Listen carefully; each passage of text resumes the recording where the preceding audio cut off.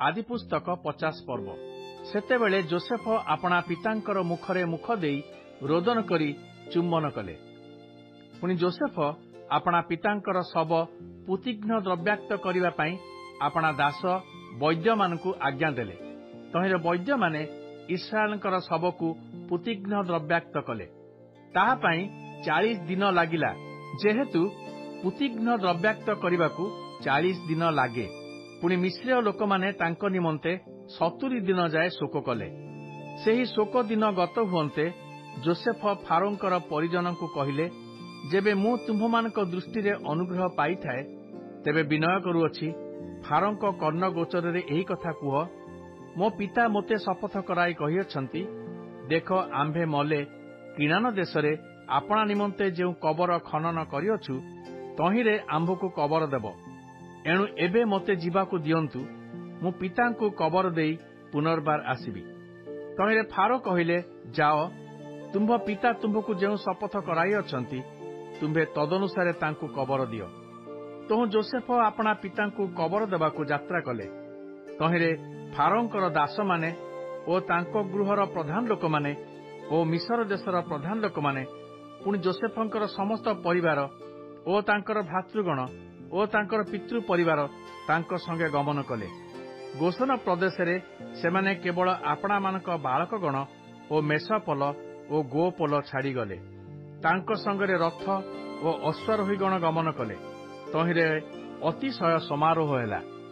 अनंतर सेमाने जर्दन पारस्थ आटबर खଳାରେ उपस्थित हुअन्ते सेठारे महाविलाप करी रोदन कले। जोसेफ सेठारे आपणा पितांक लागि 7 दिन पर्यंत शोक कले। पुणी सेही देश निवासी किणान्य लोक माने आटबर खଳାରେ सेमानकर एरूप शोक देखि कहिले, मिस्रीय मानकर ए अति दारुण शोक।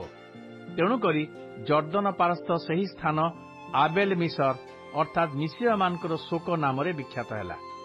अनंतर जाकुब आपणा पुत्र मानकु जेपरि आज्ञा देइथिले, सेमाने तांको प्रति तदनुसारे कले।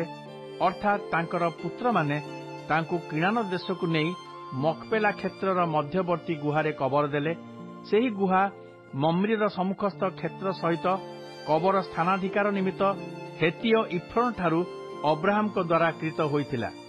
जोसेफ आपणा पितांकु कबर देला उतारे से ओ तांकर भ्रातृगण प्रभृति जेते लोक तांको पितांकर कबर देबाकू तांको संगे जाइथिले, समस्ते मिसरकू प्रत्यागमन कले। आउ आपणा मानकर पिता मरी अछंती एहा देखि जोसेफंकर भाई माने कहिले, के जानी जोसेफ आमानकू घृणा करिवो, पुणी आम्भे माने ताहार जे सकल मंद करिअछु तहिर संपूर्ण प्रतिफल आम्भ मानकू देब। एहेतु सेमाने जोसेफंक निकटकू एही कथा कहि पठाइले, तुम्भ पिता मृत्यु पूर्वरे आम्भ मानकू एहा कहिथिले, तुम्हे माने जोसेफकू एही कथा कहिब, तुम्भ भाई माने तुम्हर मंद करिअछंती, मात्र तुम्हे अनुग्रह करी सेमानकर सेही अधर्म ओ पाप मार्जना करिब। एणु करी आम्भे माने विनय करूअछु, तुम्भ पैतृक परमेश्वरଙ୍କ दासगणर अधर्म मार्जना कर। सेमाने एही कथा कहिबा बेले जोसेफ कांदिबाकू लागिले। अनंतर तांकर भाई माने तांको आगकू जाई प्रणाम करी कहिले, देख आम्भे माने तुम्हर दास। तहिरे जोसेफ सेमानकू कहिले, तुमे माने किछि भय कर नाही, मु कोन परमेश्वरଙ୍କର प्रतिनिधि? तुम्हे माने मो विरुद्धरे मंद कल्पना करिथिल प्रमाण, मात्र परमेश्वर ताहा मंगलर कल्पना कले। एबे जेपरि देखुअछ सेपरि अनेक लोकंकर प्राण रक्षा करिबाकू ताहांकर अभिप्राय थिला। एणु करी तुम्हे माने एबे भीत हुओ नाही, मु तुम्हमानकू ओ तुम्हमानक बालकगणकू प्रतिपालन करिबि। एही प्रकारे चित्त प्रबोधक कथा कही से सेमानकू सांत्वना देले। अनंतर जोसेफ ओ तांकर पितृ परिवार मिसर रे बास करी रहिले। जोसेफ 110 वर्ष जीवत रहिले। जोसेफ इफ्राइमर तृतीय पुरुष पर्यंत संतान संतति देखिले। पुणी जोसेफ मनसीर माखिर नामक पुत्रर शिशु संतान मानकू कोल कले।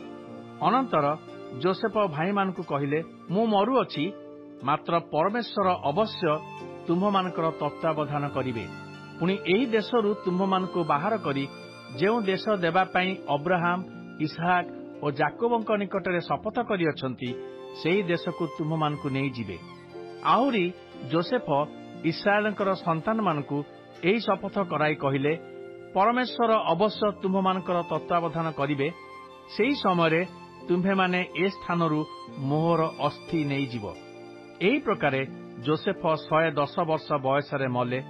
ତହିଁରେ ସେମାନେ ତାଙ୍କର ଶବକୁ ପୂତିଘ୍ନ ଦ୍ରବ୍ୟାକ୍ତ କରି ମିଶର ଦେଶରେ ଏକ ସିନ୍ଦୁକ ମଧ୍ୟରେ ରଖିଲେ।